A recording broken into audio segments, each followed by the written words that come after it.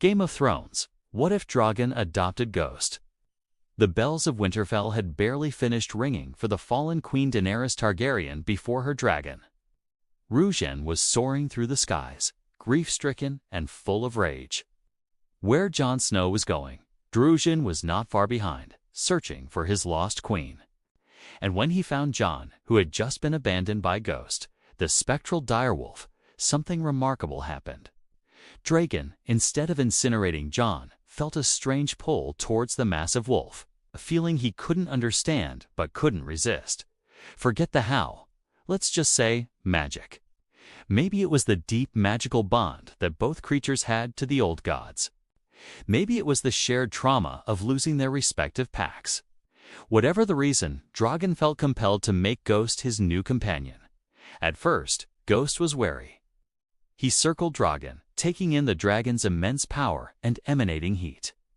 But something about the dragon's mournful eyes and low rumbles soothed the wolf, and he gradually calmed down. Drogon nuzzled Ghost, and the two unlikely friends were inseparable from then on.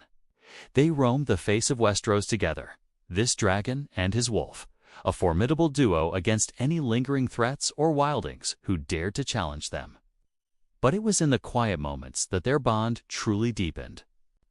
Ghost, once a lone wolf, now walked with his head held high, confident and bold, riding atop Drogon's back like a furry Viking helmet.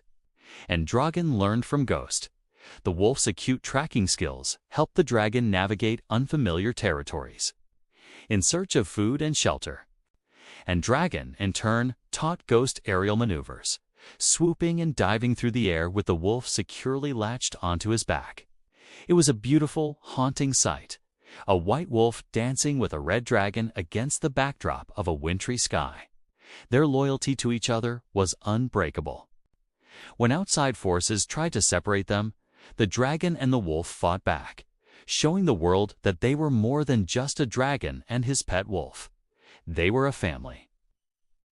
As word of the ghost dragon spread throughout Westeros, the small folk cowered in fear, believing the legends of dragons returning to power. But the major houses took notice too, and some sought to capture or control them for their own ends. Yet the dragon and his wolf remained free, roaming where they pleased and answering to no one. In the end, it was Jon Snow who unwittingly forged this bond, leaving the world to wonder at the strange turn of events that had brought a dragon and a wolf together. Now, where do they go from here?